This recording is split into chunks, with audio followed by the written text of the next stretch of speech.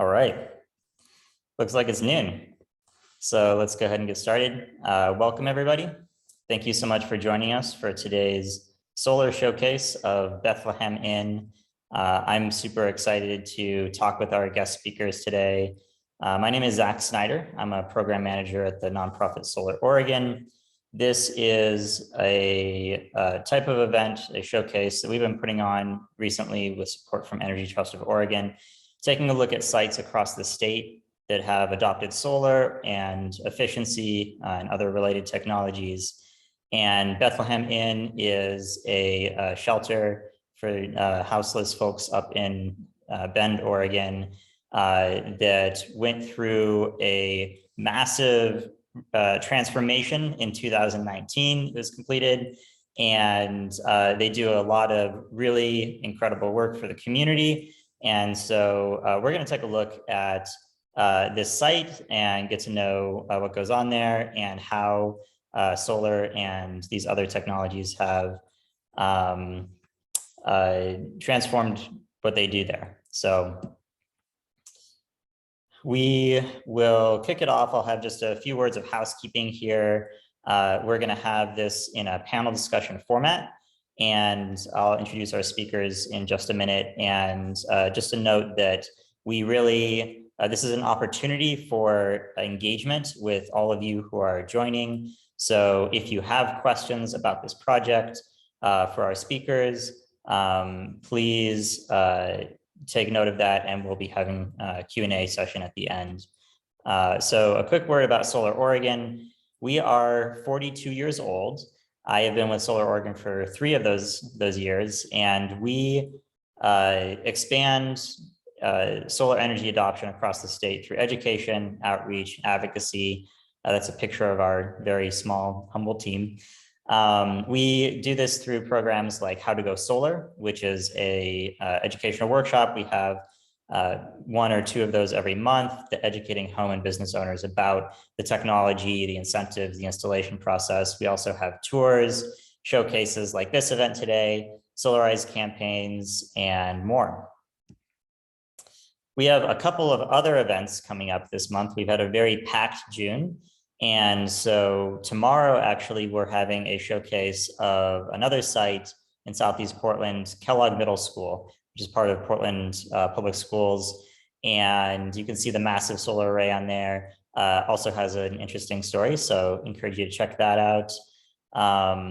And next Tuesday, on June 28th at 6 p.m., we're having an in-person showcase of New Day School, which is a neo-humanist preschool in Southeast Portland on Clinton Street.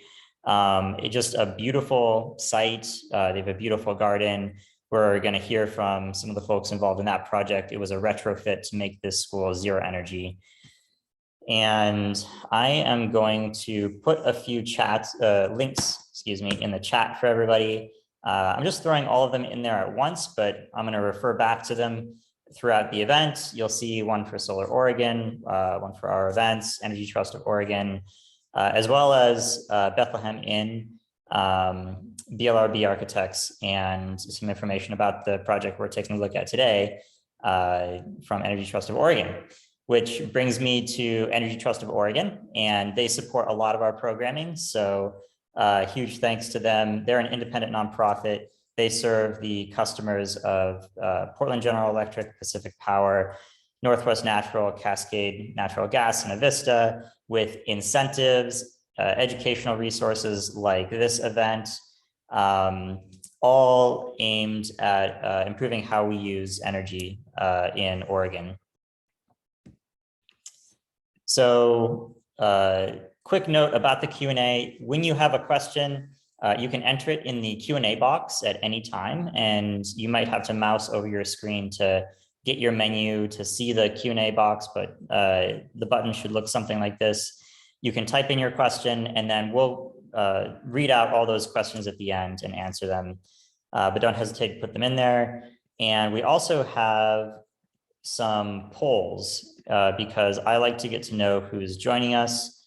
And so I'm going to launch just a couple of polls. These are useful for our tracking who we're serving also here in Oregon. So the first one is where you're joining from.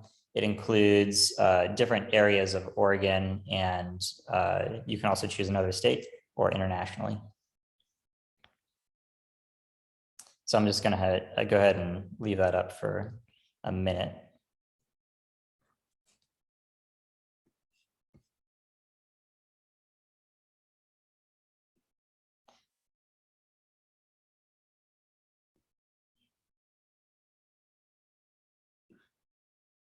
All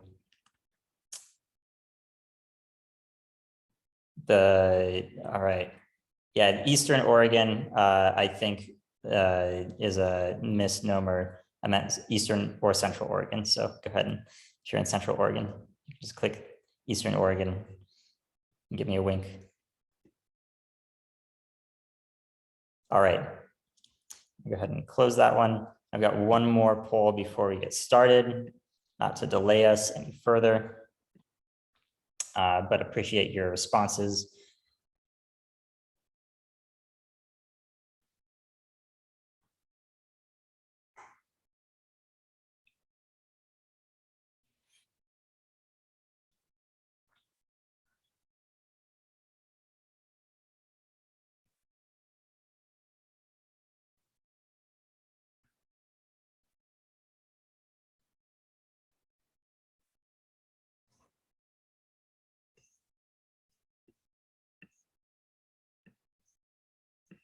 All right, I'm gonna go ahead and wrap this poll up.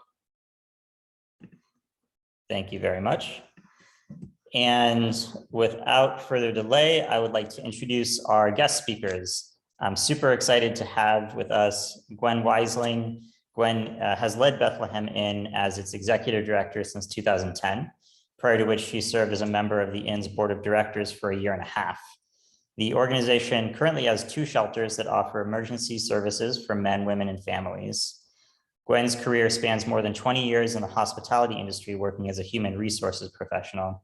And she earned her Bachelor of Arts in Business Administration from Washington State University.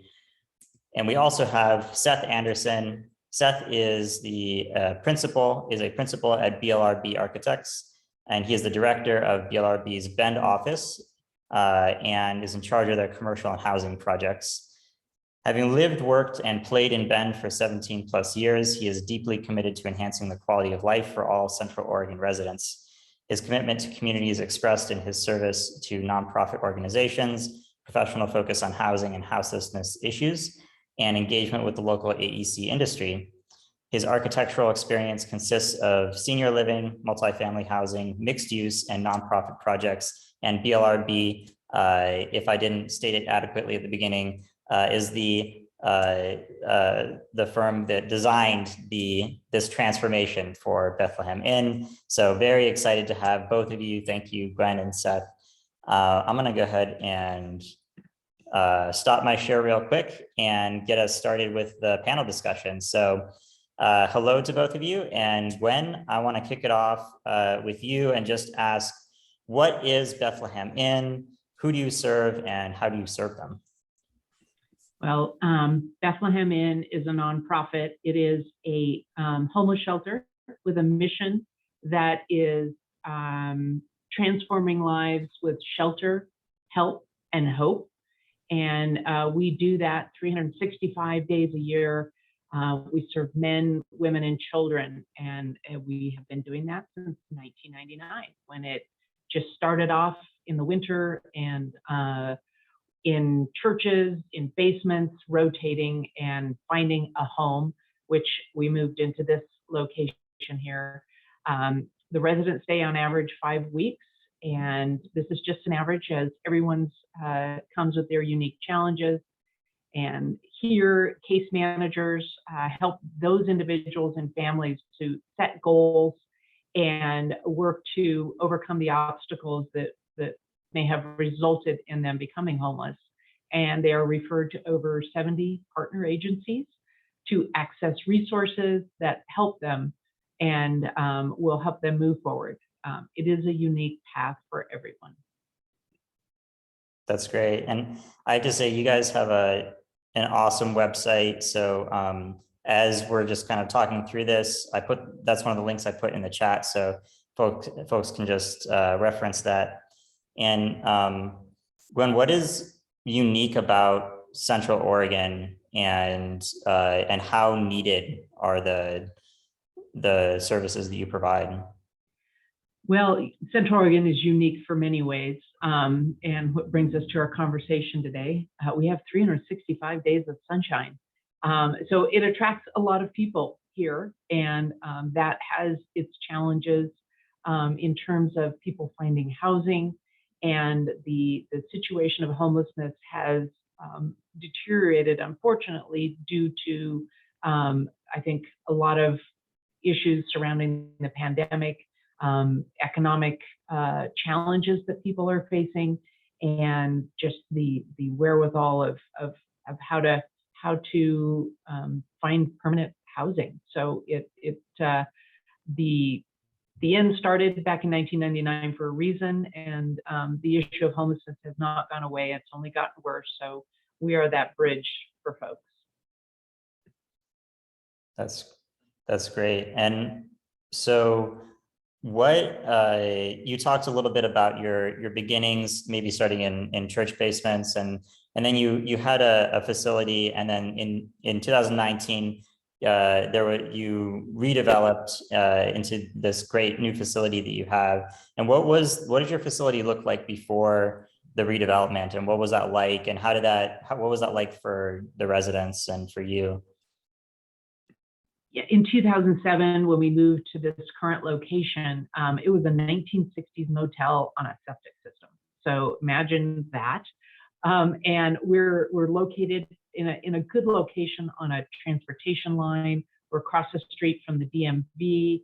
And for a decade, we converted the rooms into kind of a community living space with up to 6 people per room, 3 bunk beds per room, serving 75 people a night. And we're providing their accommodations, a hot shower, basic needs, including 3 meals a day.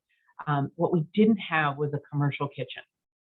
So we did all of this, and it was the community that created Bethlehem Inn that prepared those meals, brought them in, and served them nightly in a motel apartment, which was our dining room at the time. And we knew the shelter was old and had a number of downsides, but we made it work for as long as we could. And we finally were able to purchase the property in 2014. And that's when we could really imagine the possibilities of what a new shelter could provide. So Seth, I want to get a rundown of the new facility and what the energy features are like, and just generally what the facility looks like, you having been, the architect. And I'm going to go ahead. Is it all right if I share my screen and show some images of the site while you're talking? I think it'd be helpful. Yeah. Yeah. So, like Gwen said, we didn't start with much, but it was what they had, and since it was an occupied site, a lot of our planning had to do with how do we maintain operations for Bethlehem Inn and be able to continue the great work that they do while we create this new facility for them that improves their operations. So the planning was done in 2 buildings, and that allowed us to basically play Tetris and move boxes around the site as we did the construction of the project. But it also allowed us to split the function. So it is 2 buildings. The building on the right on the screen is the Families First building, includes all the administrative offices, and then also the kitchen and dining room spaces that Gwen was talking about. And then the building on the left is the singles building. And that was functionally planned to allow men and women and have the security between those 2 spaces from a central lobby space. And in the planning of this, not only was it about creating an operationally efficient facility for Bethlehem and allow them to maximize the benefit they contribute to the community, but also thinking through strategically about how we think about energy, because it was such a large portion of Bethlehem's operating budget is just the utility costs to heat and cool these buildings. So in planning the projects, we focused a lot on that energy efficiency and how could we maximize or reduce the energy and then hopefully offset it with some solar. So it was intentional in the design of the buildings for orienting for maximum solar efficiency. It was really important to us that we implement some passive strategies as well. Window shading is one of them, daylighting strategies to reduce interior lighting. We also had some air sealing, another passive strategy, really just reduce that transmission of airflow so you're not heating and cooling air coming in from the outside that isn't controlled. Adding in some additional insulation in the roof really allowed us to reduce the energy use. And then we had some active strategies too, including the energy recovery ventilator. So that takes the air that's being exchanged in the building and it runs it through an energy recovery system so that you are tempering the air that is needing to be brought in. So you don't have to heat or cool that air quite as much. And then also LED lighting really brought down the operational cost of lighting the building. So through the combination of these elements, it allowed us to create this fantastic facility that also costs less than a traditional construction to operate from an energy uses. And Seth, the process, and Gwen, how the process you were talking about, kind of dancing around the Tetris, this is during construction, this was to keep operations going, right? And how critical was that, Gwen and Seth, how difficult was that for you? Well, I think the critical, because we understood the need to still have a running shelter. And on this particular picture you're showing on the bottom of the screen, we still had a 1960s two-story building. And then Seth created where that building on the left side, a 5 trailers, a double wide and then a triple wide. So we had offices and we had a dining room, which was a huge upgrade because we'd never had a kitchen. That helped us do that transition. And the facility still running was integral because this was a 2-year project and we couldn't not still be offering the services. But it was a Tetris juggle that it took Seth's team as well as our general contractors to make sure that we could do that and see the results quickly. Yeah, so this image describes it well, like Gwen was saying, where the building on the left is, that was the old motel pool. So we had a blank space there that we could use to put the modulars for the administration building, which is where the building was on the right. That building then got torn down and the new building constructed.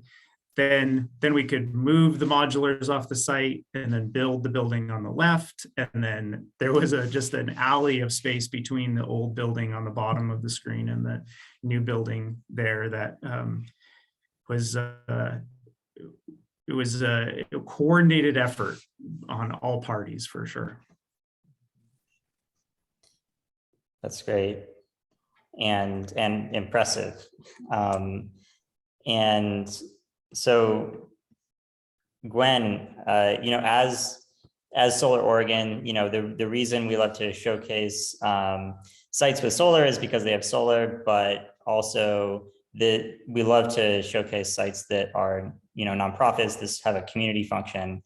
And I'm kind of curious, what was your approach to the idea of solar and energy efficiency? How did that come up? Was it immediately obvious? Who in conversation brought that up? And why did you eventually move that direction? Well, we, in looking at the different teams that we had to us in Central Oregon, we chose to work with Seth and his team, because their expertise in creating an energy efficient facility. They knew way more than we did. We knew solar was possible, and with 365 days of sunshine, who wouldn't want to take advantage of that? They also, along with the help of Energy Trust of Oregon, took us through an extensive energy modeling exercise to see what was possible and what would be a good investment for us to make. So not only are we generating solar, but we're reducing it through LED and not just on electrical, but it was on gas and water as well. The investment, it costs a little bit more up front, but we were also, with the help of Energy Trust and some other grants, we were able to move in that direction, knowing that that investment would pay dividends. And we have created our second building to be energy ready. We haven't yet. This first building, though, was south facing. Seth's team created this shed roof, so we're able to maximize. There's no trees around there. We have, we're getting, I think, 11,000 kilowatts on average a day that we're able to earn. And if we need it, we use it, or we can put it in the bank and use it towards our bills in the shorter days of the year. And do you know offhand the energy costs in your previous building, what that was running? And I just happened to pull up a bill, and it's about 50%. And we have we're accommodating twice as many people, so it's a hard one to track when you have expanded. We also have air conditioning. We have a commercial kitchen, of all the things that we are able to do here now that we didn't do before. But solar is helping to still keep the costs below what they were back when we were in the 1960s motel. So I just want to make sure I'm understanding correctly. Your bill now is 50% of what it was before, and you're serving what, twice as many people, and you Correct. have more equipment to serve them with, the kitchen, the air conditioning, and it's half of what it was. Yeah. That's and how much are energy costs in general for as a proportion of your expenses roughly? Do you know prior to the redevelopment, if that was just like, it was such a big thing? It was a big, significant portion, but we have a lot more costs now. So it has become a smaller percentage, just because of the math that I can't do in my head. But it was probably about 1% of our overall cost. I don't know if I'm, like I said, maybe 10%. Doing the math, 20,000 on a $200,000 budget. It's an unfair question for me to ask. Yeah, but it's great that, you know, it's producing more and costing less. So the math really points in the direction that this was certainly the right investment for us to make. And we got help in making that investment through a number of different grants, through Blue Sky, through Pacific Power.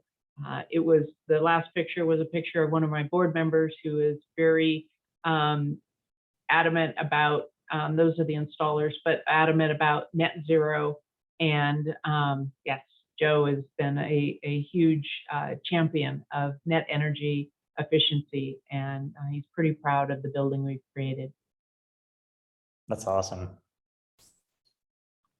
So Seth, what's your experience with solar, with efficiency in your practice, and how much was this learning new things versus kind of and what brought you to that? Yeah, so this isn't new. We implement energy efficiency strategies in nearly all our projects. There's so many great opportunities for quick payback on a small upfront investment that it really is just best practice for us. What was new on this was going through the Energy Trust process for the net zero path to net zero, and really putting that kind of best practice into a quantifiable methodology. So doing energy modeling to make sure that the decisions that we were making were cost effective and that we could predict the type of energy efficiency that we were expecting. And then we learned a lot of things from that. And it is very much a building by building and a use by use kind of process. There are some rules of thumb, and there certainly are some things that are trends within building to building, but things that surprised us because energy codes and energy efficiency talks a lot about the envelope, and that's whereas I, as an architect, have the greatest control of energy efficiency. But increasing the insulation on the outside of the building really didn't improve it to offset the cost, the upfront cost of that. So when you're talking about a limited budget, like a nonprofit has, when you're asking people to donate to this effort, we had to make best use of those dollars. And so we actually, rather than going above code on some of the insulation values, we put that into an improved air sealing system.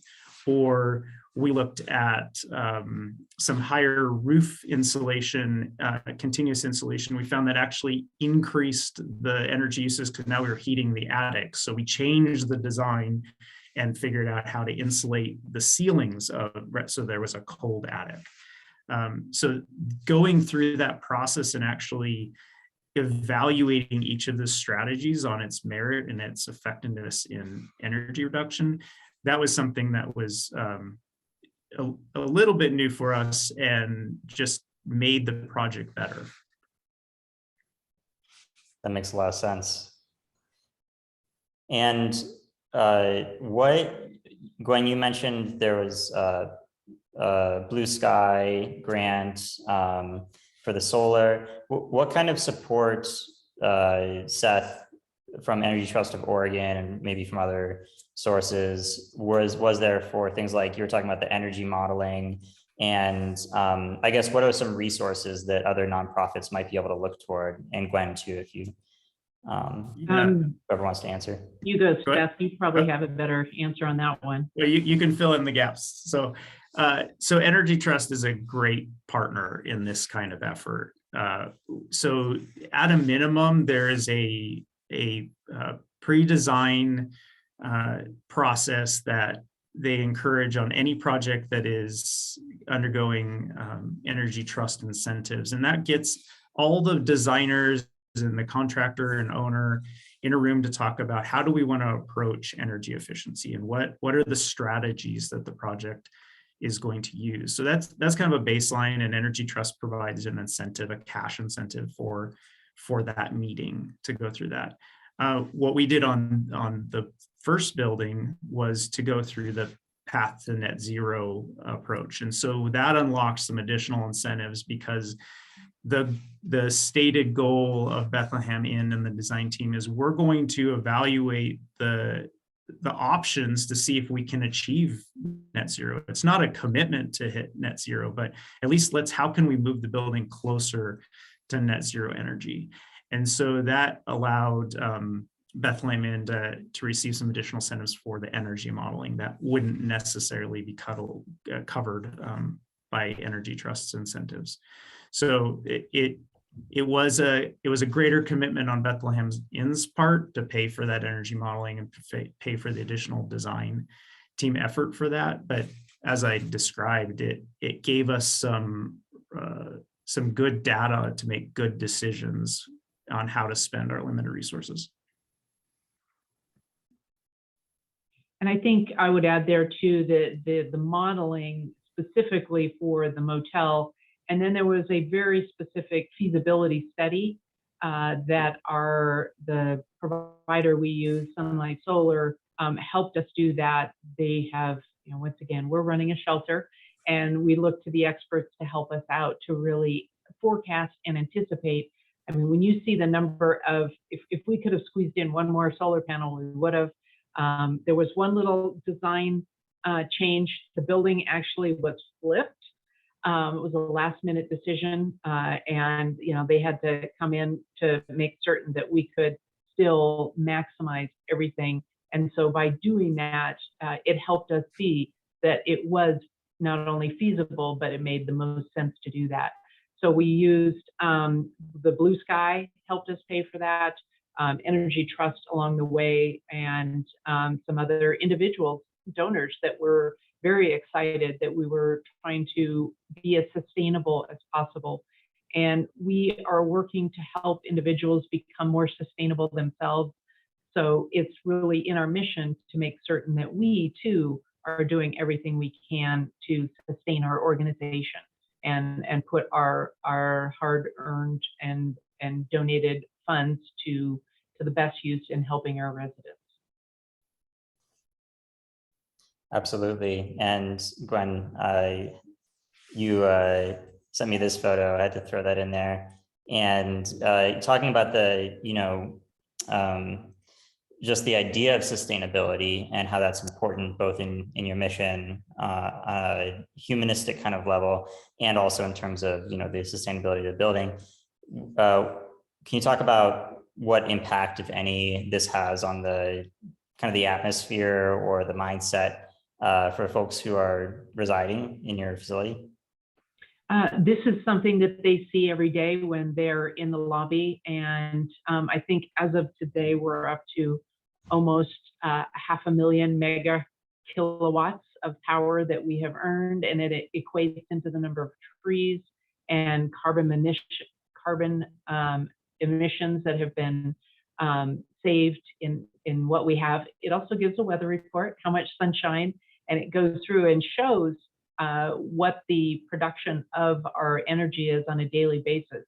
And a system like this was, in exchange for working with Blue Sky, we agreed to put this out there, and it was really to our benefit as well as our residents and our donors to see how much we're able to maintain a facility that is energy efficient and doing good in the world in a way that donors can feel good about.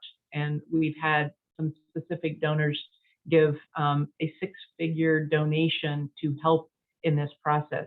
So that spoke very much to the reason that we did this and the very result that we're getting from it. That's amazing. That's a massive donation, and this whole thing was, but I think in this, the focus of energy efficiency in an organization that works so hard every day and is open, and other nonprofits are not open 24 hours a day, 365 days a year. So it was a wise decision and one that people wanted to invest in and wanted to see it succeed. Absolutely. And I think this is your solar readout from your your monitoring, right? Yeah. And so this is just showing how much energy you've produced over the past 4 years, and so that's quite a bit of energy for folks who don't think in kilowatt hours on a daily basis. But yeah, so there we go. Seth and Gwen, I guess both of you, to close out before we get to the Q&A, what are, for anybody who's watching this who is considering solar for their own home, or if they're part of an organization or they interact with an organization, maybe volunteer for an organization that may not have considered the value that solar could bring in terms of energy savings, that could mean more money for operations. I guess, are there any takeaways that you have in terms of difficulties or also benefits you didn't expect? Do you want to start with that one, Seth? Sure.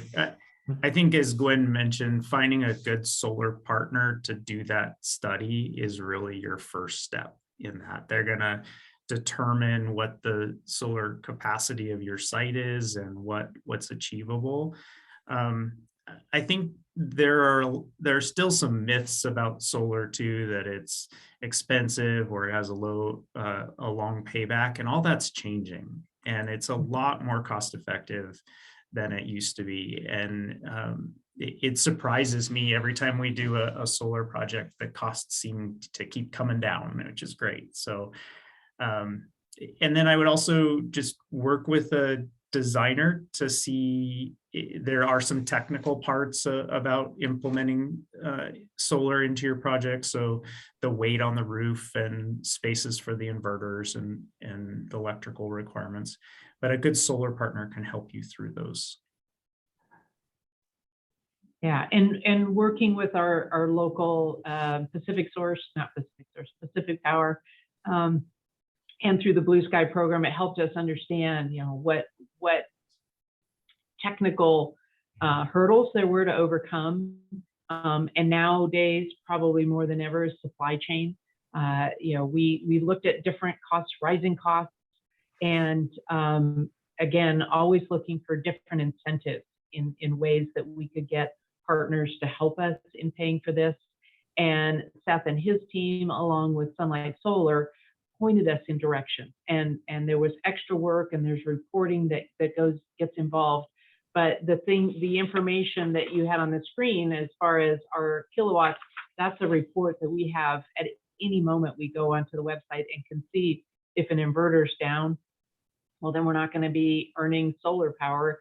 So we have the ability to become a little more solar savvy and stay ahead of keeping this resource working well. And there will be a day, I'm certain, that we'll be able to replace these solar panels with maybe less or more, or but more efficient. But for now, we found the best product to work, and that was to no work on my end, but to other people who have the expertise, and to Energy Trust and Solar Oregon for really helping to educate on what's available and how it can be implemented. And the last thing I'll add on that is, if you're starting a new project, there are Energy Trust Oregon incentives that will pretty much cover the increased cost to prepare the building for a solar system. So increasing the weight limit of the roof and providing some conduit to your electrical room. Those are just easy things to put into the planning of the project. Don't cost a lot up front, but then unlock that ability to add the solar array in the future, and thinking smartly about how the building is designed so that you can add that solar in the future. It is hugely important if you're even considering doing that at some time. That's great info. Thank you both. And yeah, thank you so much, Gwen and Seth, for sharing your story. That's something that it's always what we try to focus on, and why we're doing these showcases. And it's super great to have both of you. We're going to jump into the Q&A. I am going to launch one last poll, which is our post-event survey. You can just leave up on your screen and click through, but appreciate your feedback there. And so our first question in the Q&A is from Michael Nelson, who asks, was the owner able to utilize any local, state, federal incentives? And we've kind of danced around a lot of the incentives for this project. I think that there's a couple of things to think about incentives related to this type of project that maybe we didn't touch as deeply on. And one is the federal tax credit and how that works for a nonprofit. You guys, were you able to take advantage of that in any way? Because we don't pay taxes, we did look at that, and it did not really pencil out, and it was a tax credit for something that we don't pay. So we looked through another program that was a state-based program to pretty much get the whole program paid for, including some of our donors. So the federal incentive was not something we pursued. Yeah, a lot of nonprofits. That's if you don't have tax liability, you can't take advantage of the incentive unless you have something worked out with somebody else who owns the system and takes advantage of that, which is difficult to coordinate often. So we considered that, but it was far more work than it seemed to have been for us because of just the reporting requirements. Absolutely. And then we have a couple of other questions here. Anne asks, have you done, and I think this is for you, Seth, have you done any ground-based solar panels? Could that approach be feasible for a village-style homeless transitional shelter? Yeah, ground-based solar is a great idea. This project was just so constrained on site area, so we had to put it on the roof. But if you've got the area, definitely ground-based is great. On carports works really well as a solution as well. So if you're just covering the parking, and so yeah, that ground-based is perfect. A little less expensive too. That's interesting. What do you think of the kind of the copper wire costs? And I often think of ground base as more expensive. So I talk about it pretty frequently. So I'd love to hear. Yeah, it's the mounting systems, right? The mounting systems to a roof or a ballast system versus being able to ground mount them. That's the part that we less expensive. I talk a lot to homeowners, and so that's often where my head is. You're thinking on larger kind of commercial scale. Yeah, absolutely. Interesting. Bethel asks, what is your advice for a team that is exploring solar energy for a 30-unit nonprofit co-housing community built in 2009 and designed to be solar ready? Yeah, if it's solar ready, that's fantastic. That means you've got the conduit in place and the roof can support the load. So I think it's a matter of finding that solar partner to come out and do that site investigation for you, to make sure everything's in place and figure out where you're going to install the inverters and give you a quote for it. Anything you want to add, Gwen? I live in co-housing, so just a yay for co-housing. And looking at what we have done in ours is, to Seth's point, is looked at the carport areas. Then we have to just contend with a lot of trees in Central Oregon. So your location, your proximity, south facing. I have a roof that's east-west facing. So, there's just so many components, but it's well worth the looking into the incentives that Energy Trust can provide and give you some opportunities to seek that out. And as Seth has mentioned, a great place to start is with a solar contractor. And so I put up one of the links that I put in the chat originally, and I think I can add all those links again in the chat right now, is the Energy Trust of Oregon link, and that's to their solar program. You can also Google Energy Trust solar bid, and they have a great tool. It just takes a couple of minutes and you can get quotes from several contractors that are highly vetted trade allies of Energy Trust of Oregon that work in your area. So really great to see some folks on the line who may be able to take a lot of this information and put it to really good use. And so I'm going to go ahead and close up the poll, and we can go ahead and wrap up now. Thank you again so much, Gwen and Seth. And this event has been recorded, and so this will be up on Solar Oregon's YouTube, and we'll put it in our newsletter going out in July, and it will go into an email sent out to all the attendees and registrants later on today. So thank you so much for joining, and we'll look forward to seeing you at our future Solar Oregon events. Thank Thank you. you, everyone. Take care.